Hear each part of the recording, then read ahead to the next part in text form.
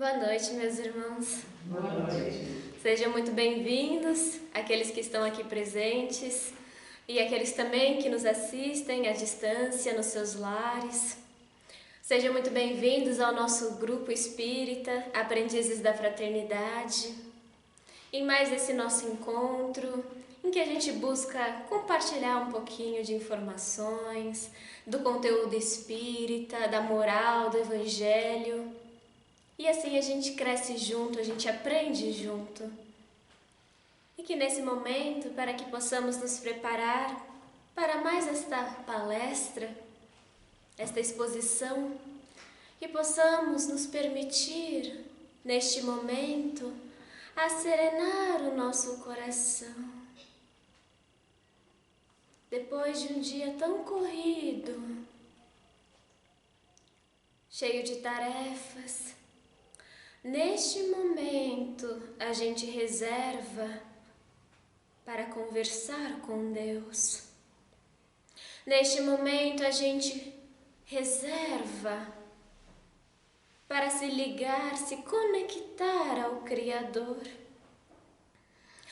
a este Pai de infinito amor, de infinita justiça e de infinita bondade, que ama a cada uma das suas criaturas, independente do seu estágio de evolução, e que nos acompanha nos bons momentos, nos momentos difíceis, nos momentos desafiadores, a nos insuflar de coragem, de determinação e de bom ânimo. Pois onde estivermos, independente da condição que estejamos, lá Ele está, para servir de luz a nos guiar rumo ao reino dos céus. E agradecidos, Pai, que somos por esta oportunidade de aqui nos reunirmos, de aqui nos ligarmos em pensamento, em sentimento, em sintonia dos nossos corações, em Teu nome, por Teu nome e pelo Teu Evangelho. Pois aqui, Senhor, nós buscamos nos construir como cristãos, como espíritas e como Teus filhos. E para que assim, Senhor, possamos dar por início a mais esta palestra, que possamos fazer o Evangelho que o Teu Filho, nosso irmão maior, nos ensinaste. Assim dizendo: Pai nosso que estais no céu, santificado seja o vosso nome, venha a nós o vosso reino. Seja feita a vossa vontade, assim na terra como no céu. O pão nosso de cada dia nos dai hoje. Perdoai as nossas ofensas, assim como nós perdoamos a quem nos tem ofendido. E não nos deixeis cair em tentação, mas livrai-nos do mal. Que assim seja. Bom, meus irmãos, hoje eu irei falar sobre bem-aventurados os aflitos.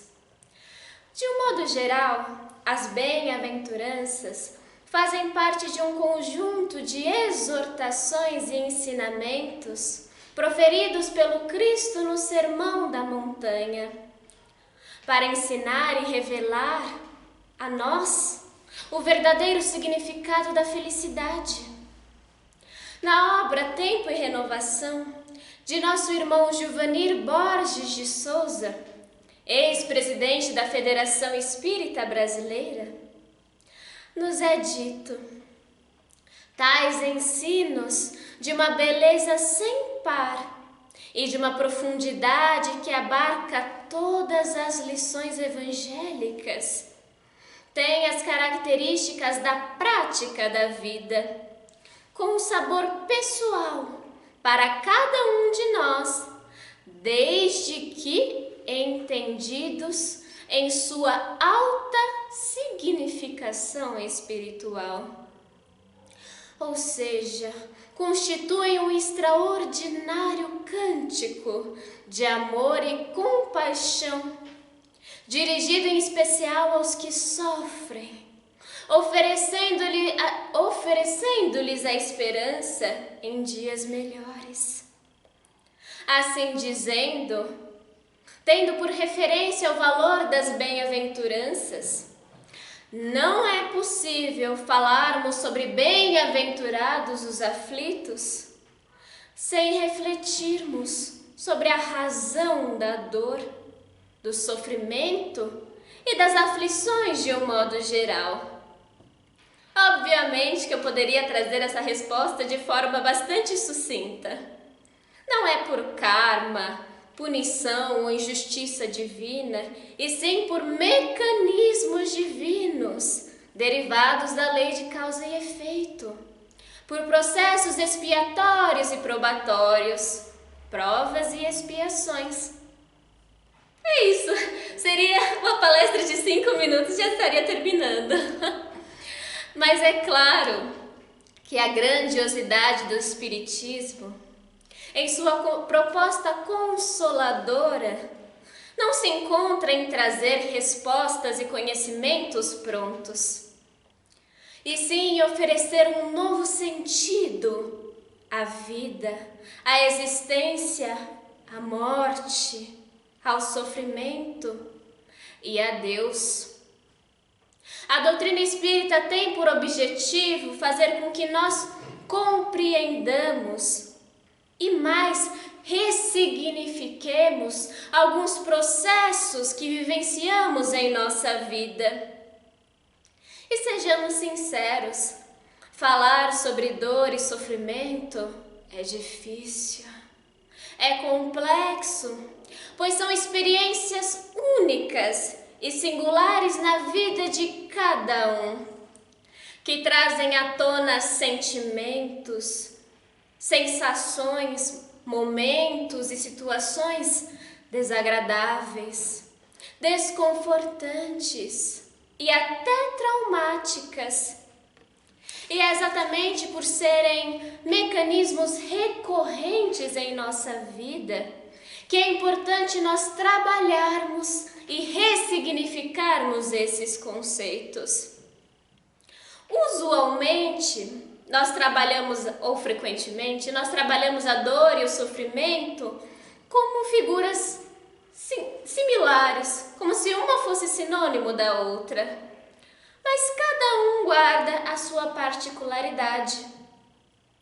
No sentido literal, a palavra dor significa desconforto físico, incômodo ou inquietação.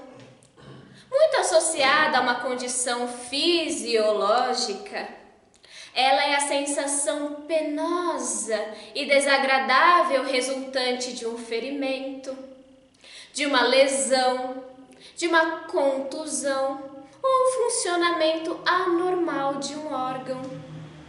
O exemplo mais prático, quando a gente bate o dedinho do pé na quina da porta.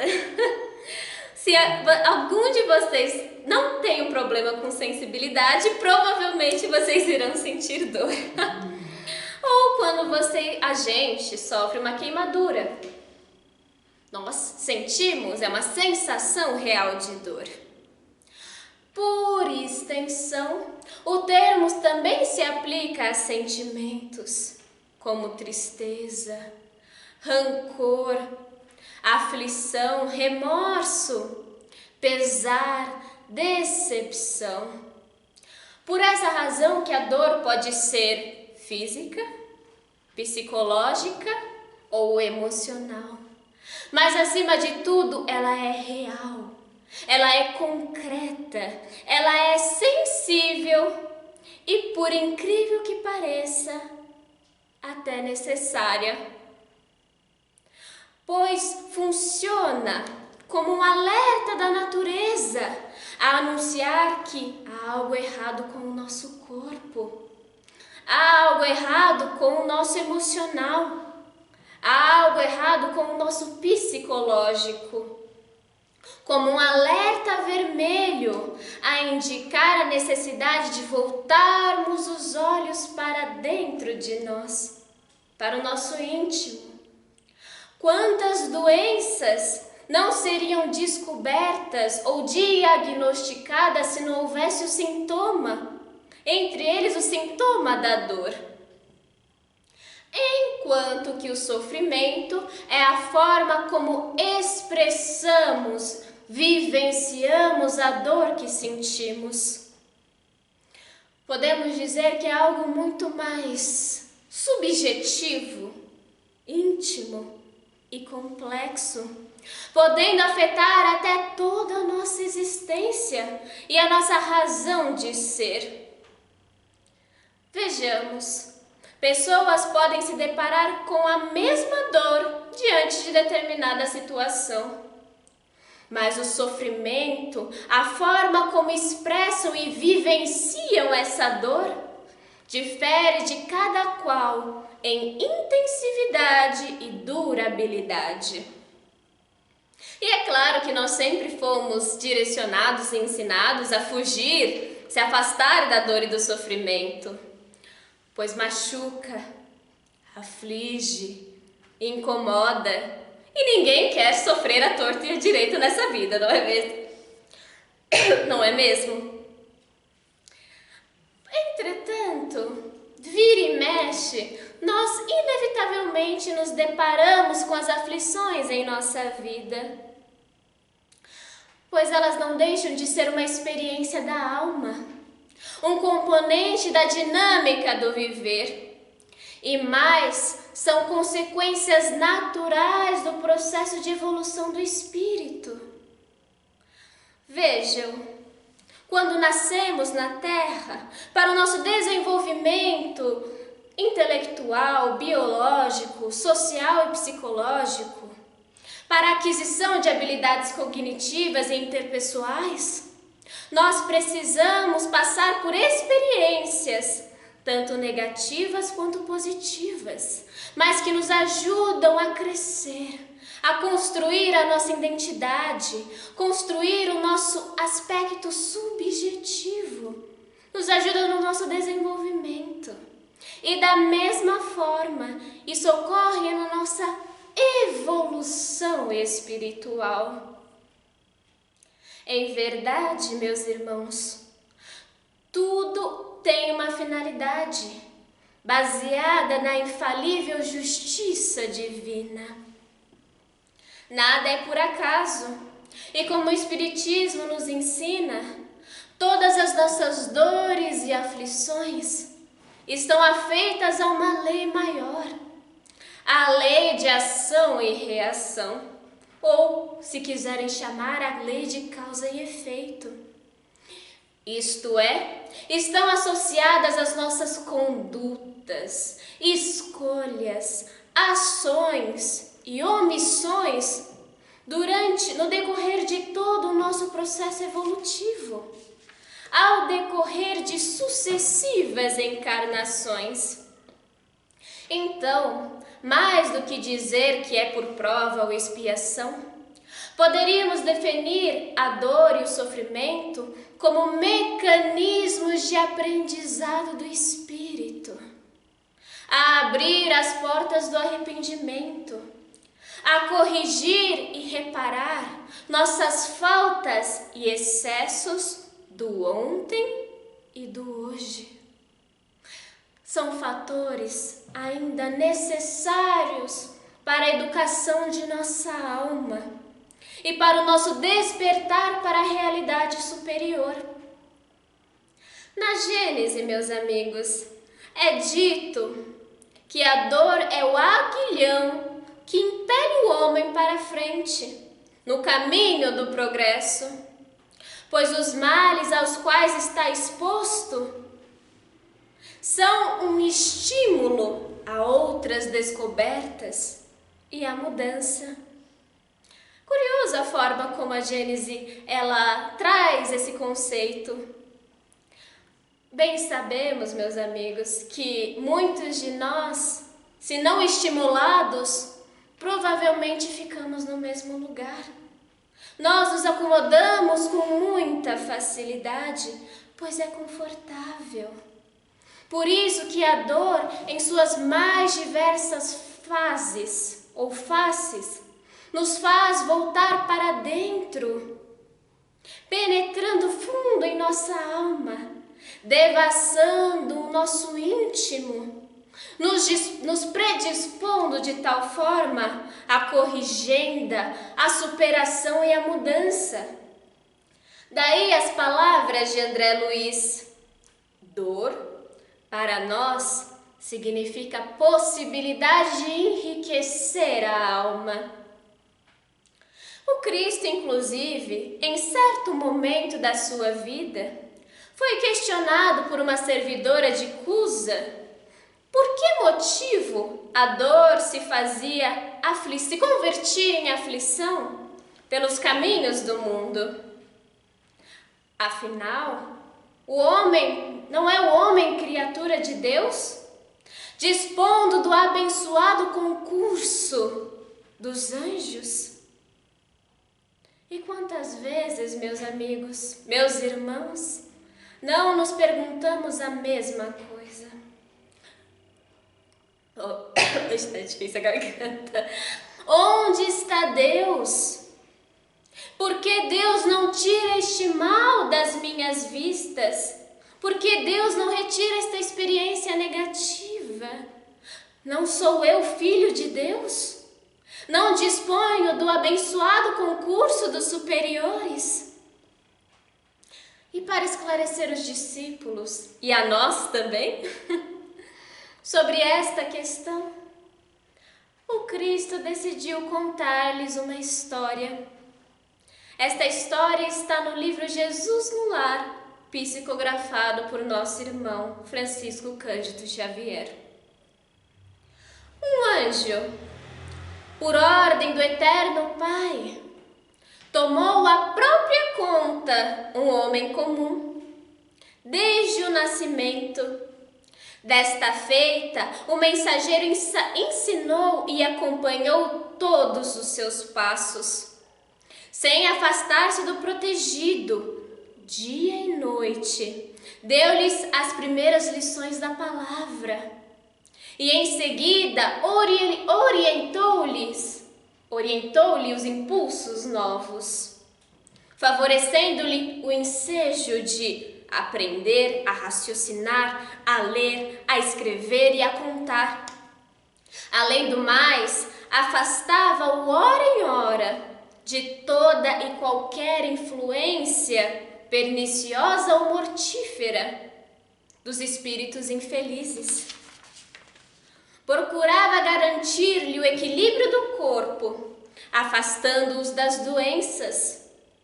Vezes sem conta, salvou-o do erro, do crime, dos males, dos pecadores. Desde o amanhecer, o emissário atento preparava-lhe um dia calmo, proveitoso, defendendo-lhe de tudo, a respiração, a alimentação, o pensamento, vigiando-lhe todos os seus passos para o preservar. No decorrer da sua vida, guiou-lhe as ideias, lhe insuflou o entusiasmo rumo à vida superior e estimulou a formar um reino de santificação e serviço, de progresso e aperfeiçoamento. O homem, todavia, que nunca se lembrava de agradecer as bênçãos que o cercavam, fez-se orgulhoso e cruel diante dos interesses alheios. Ele que tinha tamanha graça dos céus, jamais se animou a estendê-la pela terra e passou a humilhar aos outros com a glória que lhe fora revestido por este benfeitor. Quando experimentou o primeiro desgosto que ele mesmo provocou a menosprezar as leis de amor universal, gesticulou revoltado contra o céu, acusando a Deus de injusto, indiferente. Aflito, o anjo procurou levantar-lhe o ideal, quando um mensageiro superior se aproximou dele e ordenou que ao primeiro dissabor do tutelado, endurecido por este excesso de regalias, esse primeiro dissabor se convertesse em aflição. Rolando mentalmente de aflição em aflição, o homem começou a recolher os valores da paciência, da humildade, do amor e da paz, fazendo-se então um grande e precioso colaborador do Pai na criação. Em outras palavras, meus irmãos, como Jesus quis mostrar, o sofrimento é sempre o aguilhão que desperta as ovelhas distraídas à margem da senda verdadeira. É medida pedagógica que cura, educa, corrige. É um mecanismo da vida a serviço da própria vida. Muitos agora podem até estar pensando, como já fui questionada uma vez: então o espírita é uma pessoa masoquista, é uma pessoa que parece que gosta de sofrer. Não é bem assim, nenhum de nós gosta de sofrer o tempo todo e nem vai à procura do sofrimento. Mas o que o Espiritismo busca é ampliar, dilatar o nosso conhecimento, a nossa compreensão e entendimento. Afinal, que mudança provocaríamos em nós se só focássemos no aspecto negativo das nossas experiências? Para a doutrina espírita, a reflexão sobre a dor e o sofrimento é importantíssima, de modo que o homem busque as forças íntimas e a espiritualidade superior para transformar, mudar as suas atitudes, pensamentos e sentimentos, e a reparar, ressarcir o seu passado. Assim, a experiência ganha um sentido muito mais transcendente, muito mais amplo, permitindo a nós ver, ouvir, desenvolver a sensibilidade e sentir coisas que antes não era possível perceber. Como um operário misterioso que lapida, trabalha, forja as profundezas da nossa alma, nos auxiliando na nossa educação moral e intelectual e nos conduzindo, nos direcionando como ovelhas perdidas ou como filhos pródigos no retorno à casa do Pai. Portanto, a dor e o sofrimento são processos pedagógicos transitórios.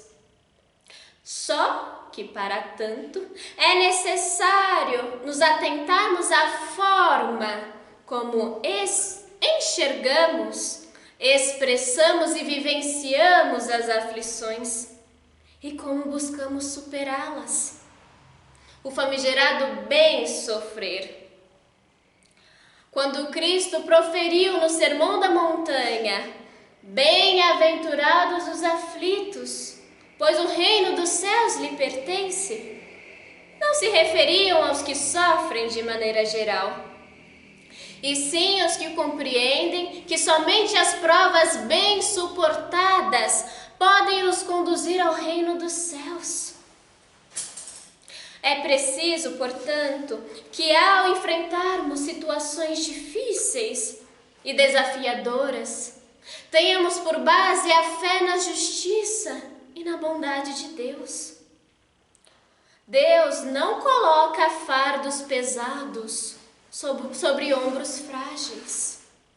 O fardo é proporcional às nossas forças, assim como a recompensa é proporcional à nossa coragem e à nossa resiliência. Bem-aventurados os aflitos poderia ser traduzido da seguinte forma: bem-aventurados aos que têm ocasião de provar a sua fé, a sua perseverança, a sua firmeza e a sua submissão à vontade de Deus. Meus amigos, Deus nos ama e Ele nada apresenta que não seja educativo para a nossa renovação e desenvolvimento espiritual. Por isso, nos atentemos às dores que nos acometem, pois nelas estão contidos os avisos necessários para reavaliarmos as nossas condutas e reharmonizarmos a nossa existência. Feliz daquele que conhece a sua alma e perante os pesares e as dificuldades se questiona: o que essa experiência me evoca? Que caminho busca me mostrar? O que procura transformar em mim? E para que possamos finalizar a esta palestra, meus irmãos, vou ler uma mensagem.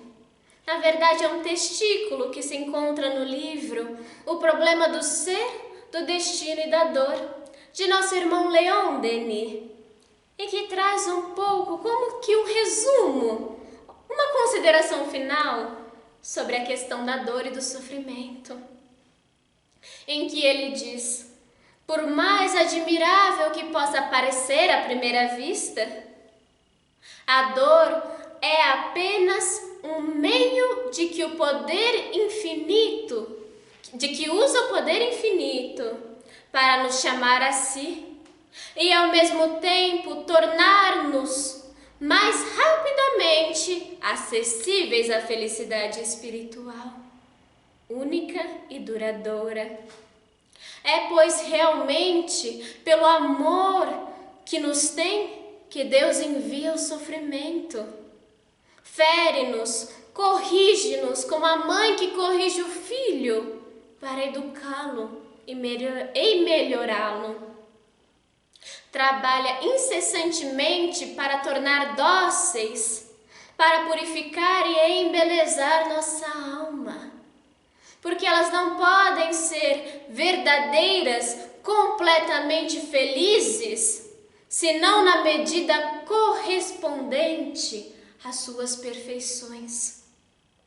Por isso, pôs Deus nesta terra de aprendizagem, ao lado das alegrias raras e fugitivas, dores frequentes e prolongadas, para nos fazer sentir que o nosso mundo é um lugar de passagem e não um ponto de chegada.